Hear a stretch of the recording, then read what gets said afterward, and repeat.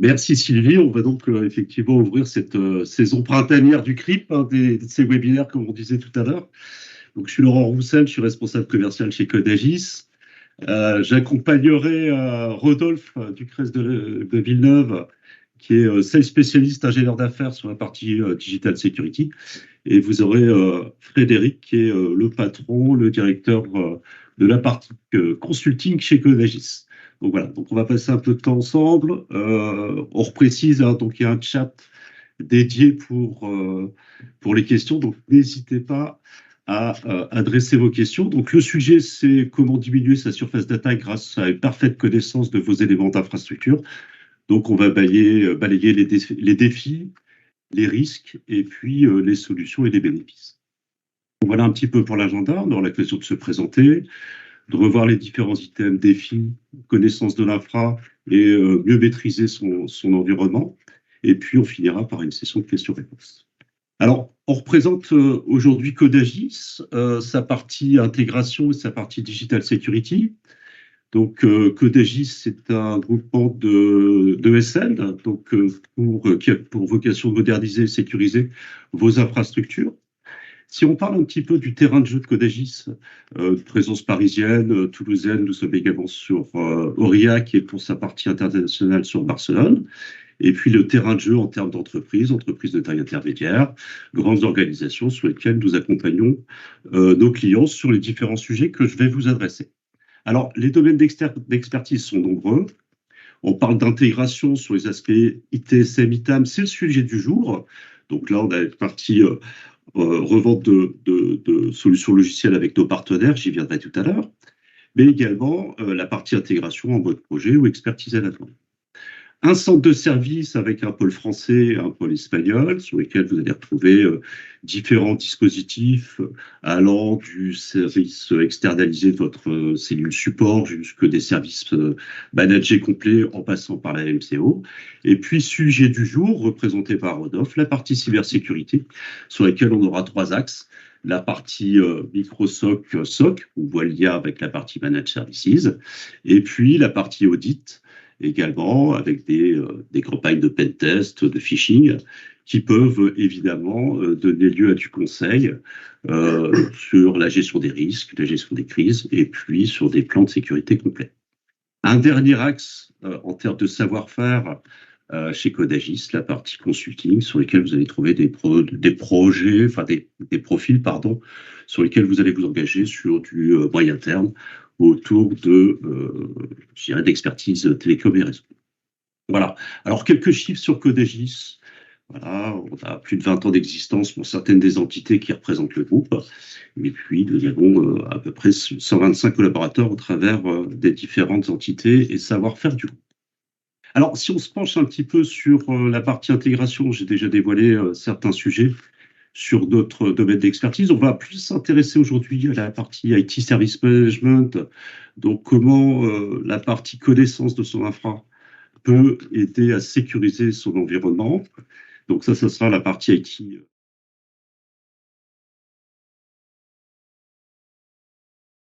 ITSM, ou plus globalement sur les aspects d'ubérisation de processus avec l'Enterprise Service Management.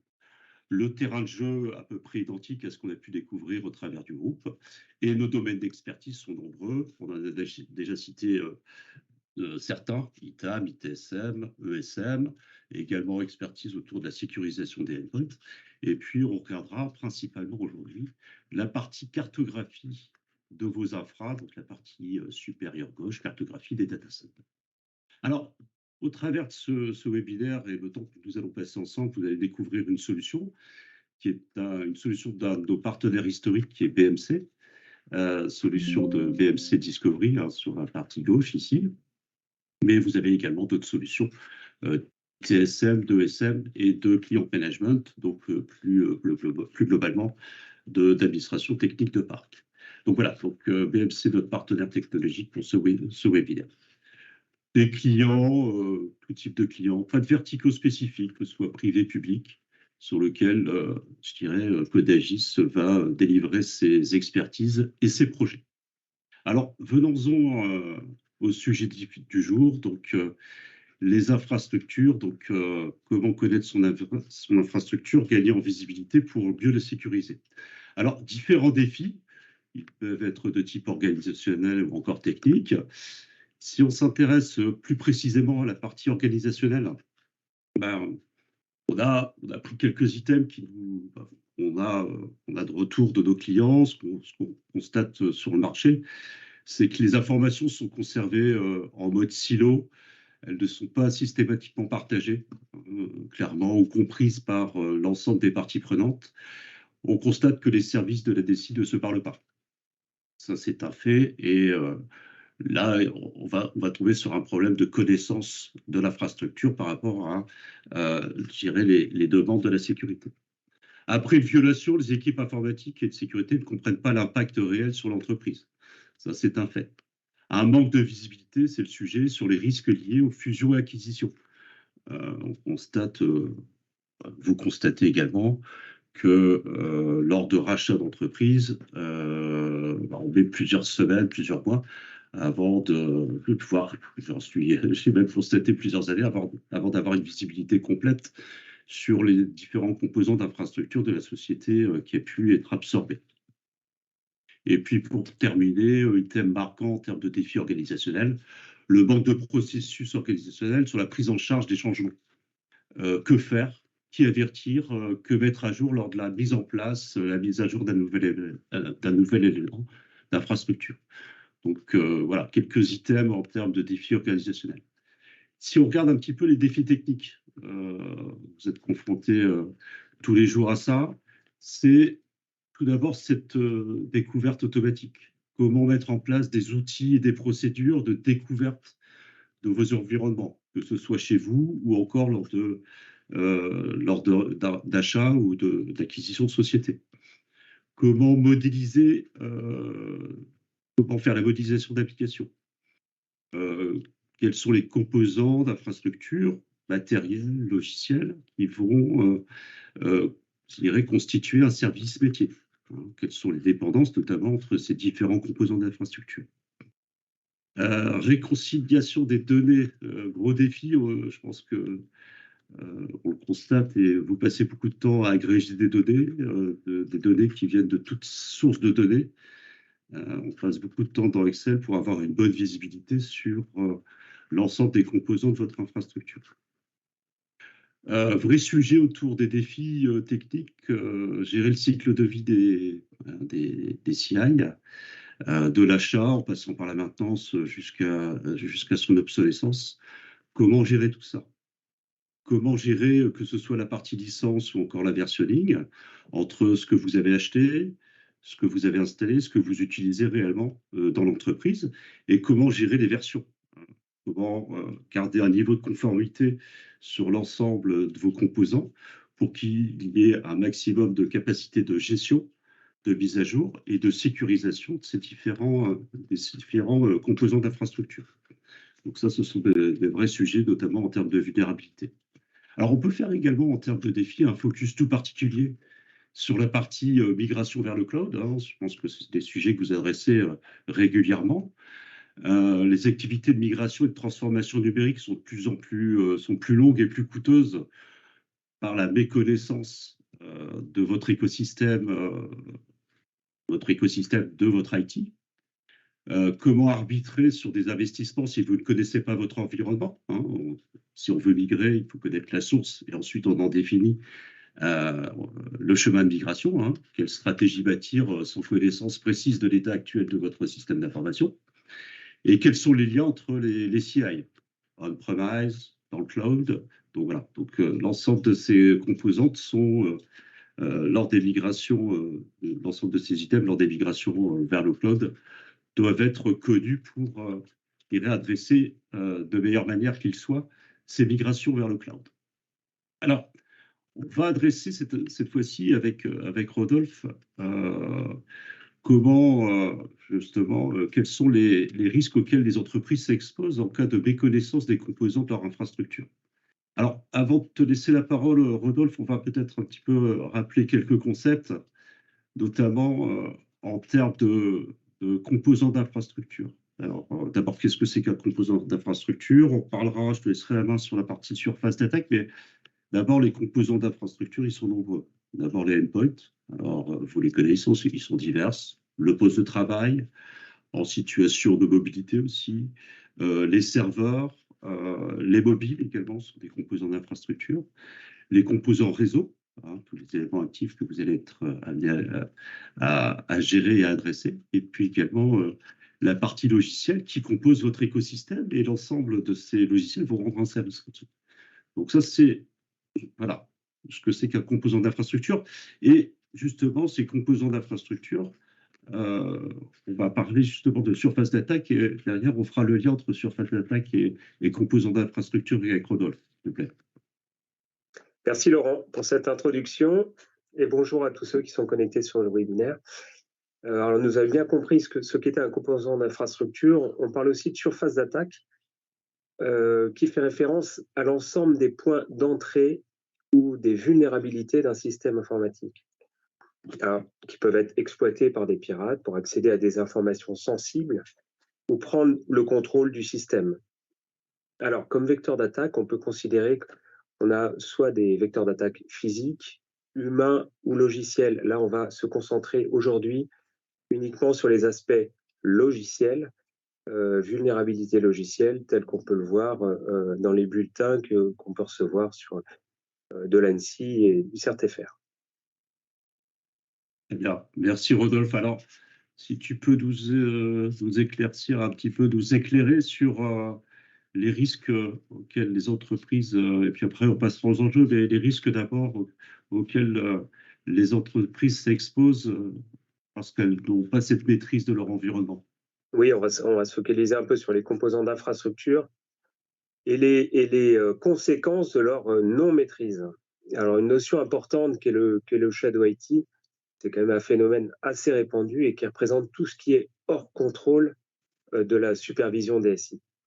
C'est un problème de chaque DSI sur la tenue à jour du référentiel d'inventaire, avec parfois des équipements légitimes, non référencés, hors inventaire, qui ont été installés sans pour autant avoir été déclarés. Et on peut avoir aussi les équipements des sous-traitants inconnus et qui sont installés pour une courte période, mais qui perdurent. Ou certains collaborateurs qui apportent des équipements personnels au sein de l'entreprise, comme notre smartphone par exemple. En fonction de la maturité de la politique de sécurité et des enjeux métiers, l'entreprise peut gérer cela, par exemple, en interdisant l'accès sur le réseau à un équipement non déclaré, en vérifiant la conformité d'un PC, par exemple, lorsqu'il se connecte à distance en VPN. Et de bien faire le distinguo entre l'utilisation personnelle et professionnelle d'un service au sein de l'entreprise. Alors, quels sont les problèmes liés au référencement et la conduite de changement des composants d'infrastructure mal maîtrisés? Alors, nous avons plusieurs choses. L'inventaire des équipements et des applications doit être à jour. Donc ça, on l'a dit tout à l'heure et je pense que c'est vraiment important pour s'assurer que toutes les vulnérabilités sont bien identifiées et que les correctifs sont appliqués rapidement. La deuxième chose, c'est la sécurité qui doit être prise en compte dès le départ et ce pour chaque projet délivré au sein de l'entreprise. Si cette approche n'est pas appliquée, cela peut conduire à des failles de sécurité potentielles qui peuvent être exploitées par des attaquants. Par exemple, les tests de pénétration, les pentests en recette peuvent aider à identifier les vulnérabilités potentielles avant la mise en production. Le troisième point, c'est les modifications apportées aux équipements et aux applications doivent être documentées pour garantir une bonne gestion des changements. Et si ces modifications ne sont pas suivies, cela peut conduire à des failles de sécurité ou des erreurs pouvant entraîner des pannes du système. Les propriétaires des équipements, on en parlera aussi tout à l'heure, c'est vraiment important, ils doivent être indiqués sur chaque composant d'infrastructure et des applications doivent être clairement identifiées pour garantir une bonne gestion de ces assets et de leur vie au sein de l'entreprise. Si les propriétaires ne sont pas connus ou incorrects, il peut être difficile de prendre des mesures pour corriger, par exemple, les failles de sécurité en effectuant des mises à jour. Alors, on a aussi la méconnaissance des dépendances pour gérer le patch management des dépenses entre les différents composants. Et il faut comprendre les dépendances entre les équipements et les applications pour garantir que les correctifs sont appliqués rapidement et de manière appropriée. Si les dépendances ne sont pas maîtrisées, encore une fois, nous avons potentiellement des failles de sécurité ou des problèmes de compatibilité entre les composants. Alors la conséquence de tout cela est que la stratégie de sécurité est impactée car elle n'est pas uniformisée, voire non appliquée. Donc ça, c'est important. Alors, ça veut dire quoi? Ça s'illustre par un manquement sur les périmètres suivants, la partie maintien en condition opérationnelle, ou la mauvaise gestion d'une panne d'un équipement, s'il n'est pas correctement référencé, si on ne sait pas où il est, si on ne sait pas quel est le propriétaire, etc. Le maintien en condition de sécurité, incluant tout ce qui concerne, par exemple, le renforcement de la sécurité des systèmes, le hardening, la protection des composants d'infrastructure, pas de prévention liée aux vulnérabilités. On a la détection des événements de sécurité ciblant les composants d'infrastructure, pas de capacité à remonter des métriques d'un incident ciblant un ou plusieurs composants d'infrastructure. Vu qu'ils ne sont pas référencés, non seulement on ne les maîtrise pas, mais on ne sait pas dans quel état ils sont, on ne connaît pas leur niveau de sécurisation, et en plus de cela, on ne peut pas détecter les attaques informatiques puisqu'on ne sait pas où ils sont. Très bien, parfait. Et dernier point, Oui, je te prie. Laurent, dans une situation de crise, ces problèmes peuvent s'aggraver car le temps est souvent limité et les ressources sont sous pression, évidemment. La gestion de crise devient alors inefficace car elle ne permet pas de réagir rapidement et efficacement aux problèmes. Il est donc essentiel de bien gérer la conduite du changement des composants d'infrastructure informatique en s'assurant que les modifications sont bien planifiées, documentées, testées afin de minimiser les risques. Très bien, excellent. Alors, c'est vrai que je te pressais d'aller sur les enjeux, mais je te laisse la parole sur les enjeux, Rodolphe. Oui, tout à fait. Alors, on a décliné ça en trois axes. On a les menaces, les risques opérationnels et les enjeux. Donc, effectivement, je vous présente tout d'abord les menaces potentielles. Lorsqu'on ne maîtrise pas son parc, effectivement, c'est lié aux attaques informatiques qui ciblent l'exploitation des CVE, des vulnérabilités, à savoir le chiffrement, le vol ou la modification de données sur les composants d'infrastructure de l'entreprise, évidemment, et les données de service, le dysfonctionnement ou panne d'un équipement dans le cadre du maintien en condition opérationnelle. On en a parlé tout à l'heure. On a vu les menaces et quels sont les risques opérationnels pour un service informatique lors d'une attaque. C'est la confidentialité altérée des données importantes et structurantes pour la société. Donc on a la perte d'activité, voire des composants et outils utilisés pour l'activité métier. Exemple pour un hôpital où nous avons la confidentialité du dossier médical patient est primordiale et où les informations doivent être en permanence partagées entre les différents composants de manière sécurisée par les différents services pour être efficaces. L'impact potentiel sur l'intégrité et la disponibilité de la sauvegarde, qui est aussi un point essentiel. Donc, les composants d'infrastructure doivent être fiables pour garantir la disponibilité et la stabilité du SI. Une bonne maîtrise des composants permet de prévenir les pannes, d'anticiper les dysfonctionnements et de réagir rapidement en cas de problème. Et les enjeux, ils sont importants. Le premier, et le plus important, est bien évidemment de protéger, de garantir le fonctionnement de votre activité de métier. Et cela permettra de conserver une bonne image de l'entreprise vis-à-vis de l'extérieur, une notoriété et la confiance de vos clients. Et aussi potentiellement de limiter la perte de revenus, évidemment. En synthèse, la bonne maîtrise de ces composants d'infrastructure est essentielle pour garantir la fiabilité, la sécurité et la performance et l'évolutivité du système. Elle permet également d'optimiser les coûts et de maximiser la valeur ajoutée du système d'information pour l'entreprise. Très bien, c'est très clair sur les enjeux. Qu'est-ce que tu constates quelques cas d'usage à nous présenter, j'imagine. Alors, Avant d'aller sur les cas d'usage, on va parler un peu d'audit, de normes, je pense.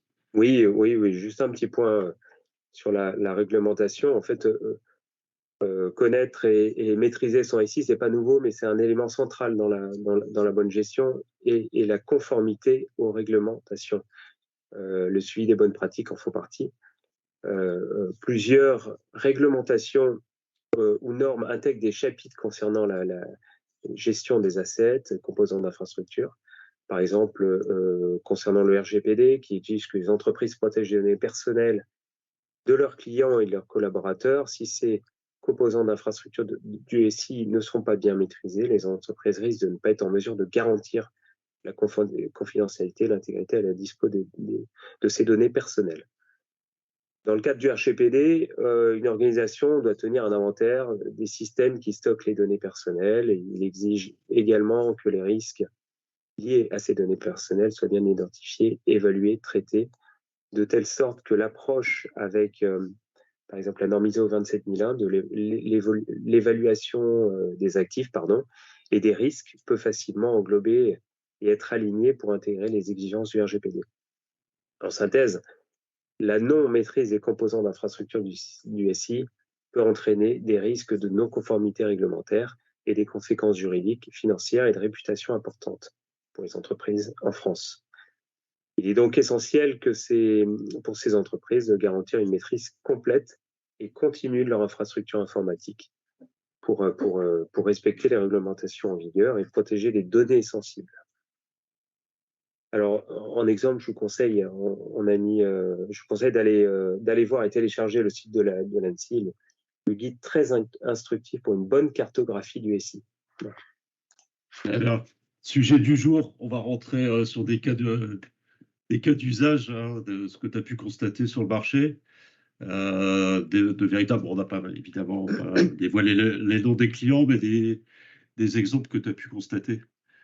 Oui, alors, on a 2-3 cas d'école que je vais vous présenter rapidement afin d'illustrer un peu tout ce qu'on vient de dire.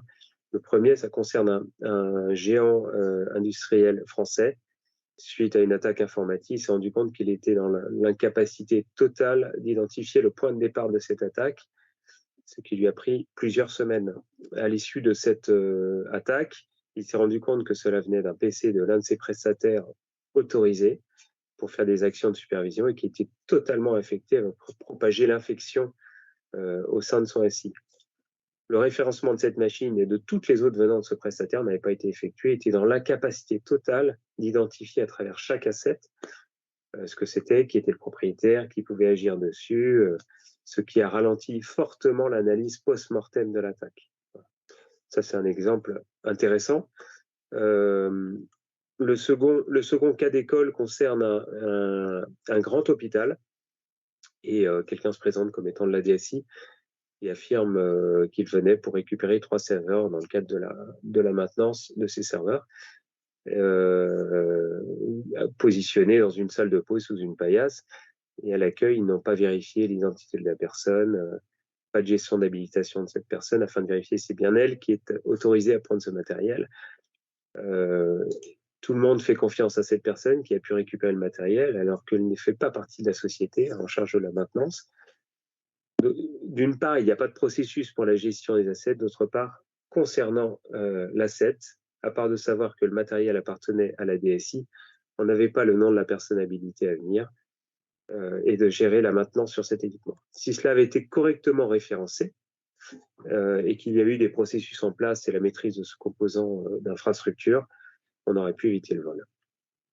Et le troisième cas d'école, toujours dans le monde médical, ça concerne des équipements un peu exotiques, biomédicaux, qui sont connectés au réseau de l'hôpital, donc sur lequel il y a potentiellement des données de santé qui sont très souvent pas patchées, soit parce qu'ils n'ont pas été correctement référencés, soit parce qu'on ne fait absolument pas de patch management sur ce type d'équipement un peu, comme je le disais, exotique. Et on ne les référence pas, on ne les suit pas dans un inventaire, et le patch management n'est pas correctement réalisé. On se retrouve du coup avec des risques de rebond, comme il y a pu avoir à partir d'une machine affectée vers ces machines qui peuvent alors servir de rebond vers une autre partie du système d'information. Ils peuvent fournir ces informations de santé patient. Voilà pour ces 3 cas d'école synthétisés. Très bien, bah, effectivement, que ce soit sur les risques ou les cas clients, les cas d'usage, je pense qu'on pourrait en parler pendant des heures avec, Oui, on en a beaucoup. Oui. ne serait-ce qu'avec toi ou encore avec tes équipes. Bah, merci Rodolphe. On va illustrer en fait ce qu'on s'est dit, c'est-à-dire cette méconnaissance, comment découvrir vos composants d'infrastructure avec une démonstration d'une solution que nous préconisons à la fois sur des problématiques d'infrastructure, mais des problématiques justement de découverte de cette infrastructure au service de la sécurité. Donc, on va passer la main à Frédéric avec une démonstration, donc je le disais en introduction, de BMC Discovery, donc BMC, notre partenaire sur cet événement. Et Frédéric va vous décrire cette solution qui est unique sur le marché en termes de découverte, cartographie et dépendance de vos composants d'infrastructure. Frédéric, à toi si tu veux bien. J'imagine que tu veux bien. Bah écoute, oui. Bonjour à toutes et tous. Comme le disait Laurent, je vais m'atteler à illustrer les différents propos de Rodolphe et Laurent sur cette thématique. Avant de rentrer dans la démonstration en tant que telle, quelques mots sur cette solution qui est, comme le disait Laurent, assez unique sur le marché. C'est une solution de découverte qui a une méthode de découverte sans agent. Donc ça, c'est vraiment très, très important à prendre en compte sur les problématiques de découverte, puisqu'on n'a rien à déployer sur les différents composants de votre architecture pour pouvoir collecter les différentes données. La solution est disponible en SaaS ou on-premise en fonction de vos spécificités. Et on va pouvoir, à partir de la console que vous voyez là, qui est une console web, lancer des découvertes et analyser les résultats.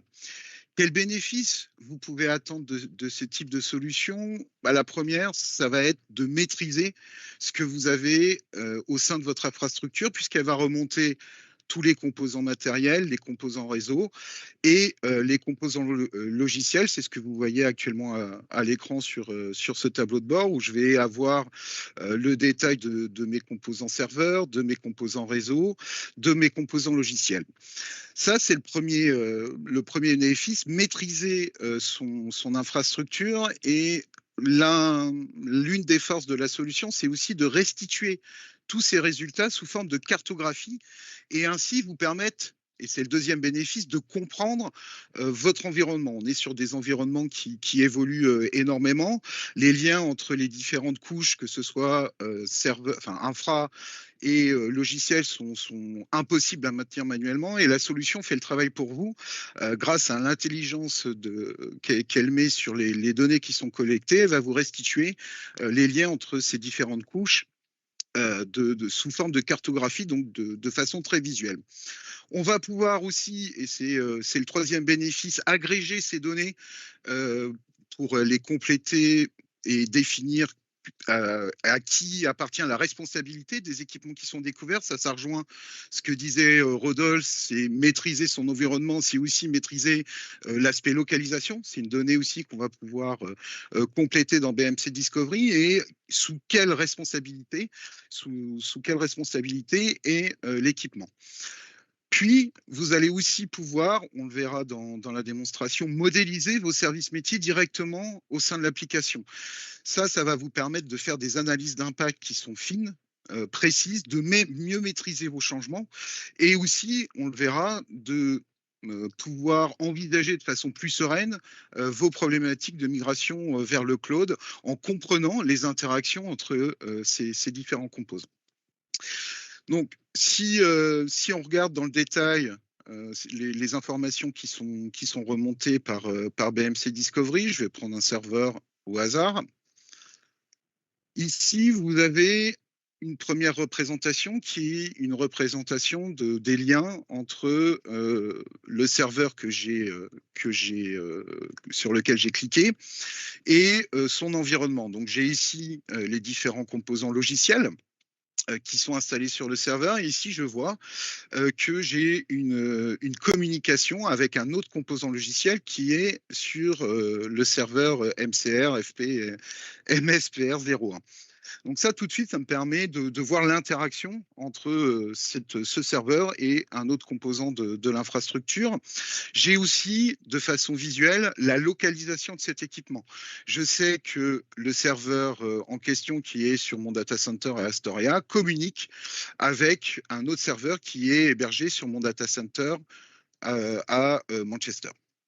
Ensuite, je vais retrouver les données d'inventaire qui vont être analysées et consolidées par BMC Discovery. Donc, je vais avoir de manière assez classique le type de serveur, son nom.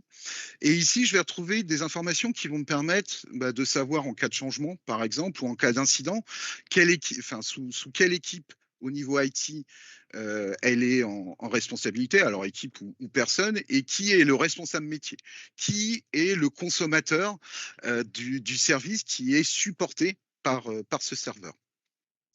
Un autre aspect qui va être primordial dans ce type d'analyse, c'est de pouvoir, vous le voyez ici, avoir des rapports, et je vous le présenterai tout à l'heure, sur l'état d'obsolescence des équipes, des OS et des logiciels au sein de vos data centers, puisque automatiquement, BMC Discovery va vous indiquer la date de fin de vie, la date de fin de support et la date de fin de support étendue pour les OS et les composants logiciels qui sont hébergés dans votre data center, et on va le restituer sous forme de tableau de bord. J'ai aussi la possibilité de voir les patchs qui sont déjà installés. Ça, c'est une chose. Moi, ce qui va m'intéresser, c'est surtout de voir, pour un patch donné, j'ai la liste de tous les serveurs sur lesquels ce patch est installé. Par contre, ce qui m'intéressait, c'est de pouvoir voir tout de suite les équipements qui n'ont pas reçu ce patch et qui devraient l'avoir. Et derrière, de déclencher et informer pour que le nécessaire soit fait pour patcher les serveurs et ainsi pallier à d'éventuelles failles de sécurité.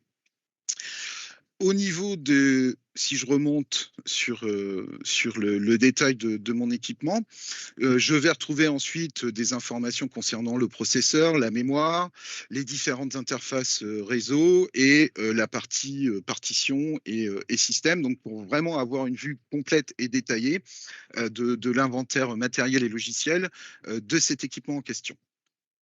Comment ça fonctionne pour arriver à ce résultat? C'est vraiment très simple à mettre en œuvre. Comme je vous le disais tout à l'heure, on ne va pas fonctionner par déploiement d'agents. C'est des scans qui sont sans agents et qui vont s'appuyer sur des credentials qui peuvent être soit saisis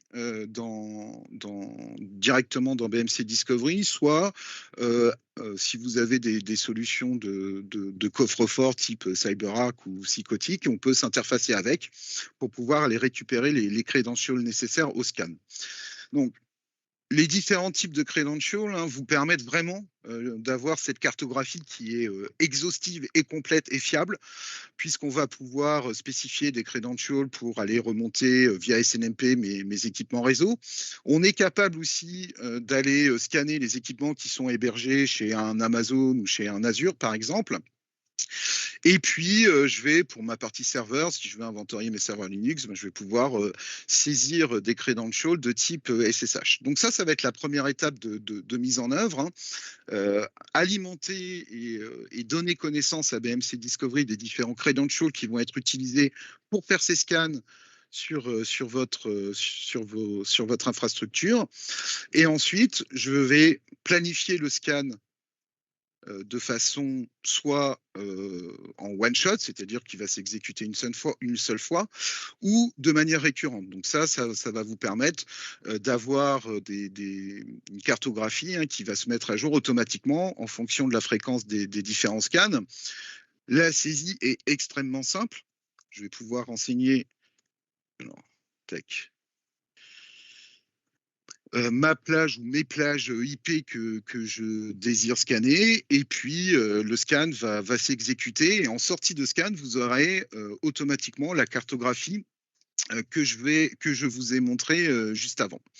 Donc ça, c'est vraiment très très simple d'utilisation, et ça vous permet rapidement de pouvoir lancer des scans sur votre infra et déjà avoir une connaissance exhaustive et fiable des équipements et des liens qu'il y a entre la couche infra et la couche logicielle. L'un des points forts aussi de la solution, c'est la capacité que vous allez avoir de modéliser vos services métiers directement dans l'application. Comment ça se traduit? Je vais pouvoir soit taper un nom de serveur, si j'ai connaissance plutôt du serveur sur lequel est installé le composant applicatif que je veux modéliser, ou soit taper un nom d'application. Ici, j'ai tapé Jira. BMC Discovery va me restituer en fait ce qu'il trouve et qui contient le mot Jira. Je vais cliquer sur les instances logicielles qui sont ici. Je ne suis pas un spécialiste Jira, donc je vais tout sélectionner et je vais cliquer sur l'aspect visualisation. Donc là, qu'est-ce que je vois? J'ai ma cartographie qui m'est présentée, qui va m'indiquer les différents composants logiciels ici en vert qui contiennent le mot Jira. Et je vois, en passant ma souris, que j'ai une partie qui est chez Amazon et une partie sur Manchester. Donc là, vous voyez, on va pouvoir aussi cartographier des environnements hybrides avec une partie qui est hébergée chez vous et une partie qui est hébergée dans le cloud. Donc là, je vois, si je vais un peu dans le détail, que j'ai ici un load balancer et une communication qui est faite avec la partie soft, Confluence, qui est hébergée dans mon data center de Manchester. Moi, ce qui va m'intéresser dans un premier temps, c'est de modéliser mon service métier qui est hébergé dans mon data center à Manchester. Donc, pour ce faire, je vais tout simplement cliquer sur le mode sélection. Tac. Alors, hop, et je vais sélectionner. Alors, faut avoir quelques capacités en dessin, mais je vais sélectionner mes équipements qui sont dans mon data center à Manchester. Donc, ce que j'ai fait ici, vous voyez, c'est très simple comme action. Et ensuite, je vais créer mon service métier que je vais appeler Jira Webinaire. Et je vais le publier. Donc, qu'est-ce que va faire BMC Discovery? Il va m'indiquer ici mon service métier que j'ai modélisé qui va s'appeler Jira Webinaire. Et là, je pense que vous voyez tout de suite l'intérêt en termes d'analyse d'impact. Je vais passer dans une représentation, dans une visualisation de type analyse d'impact. Donc ça me permet de modéliser, d'avoir mon service métier en haut de ma cartographie. Et demain, si je souhaite par exemple patcher mon serveur SQL qui est ici, je vois au niveau de ma gestion des changements, je vais tout de suite voir que je vais impacter le service métier Jira. Donc ainsi définir des fenêtres de maintenance adaptées en fonction de l'impact que va avoir l'arrêt de l'application durant le patching de mon SQL Server sur le métier.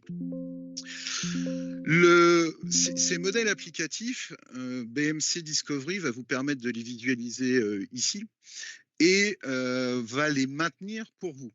C'est-à-dire qu'au fil des différents scans, il va modifier cette modélisation dans une limite. C'est-à-dire que ici, là, vous voyez, j'ai une petite alerte rouge.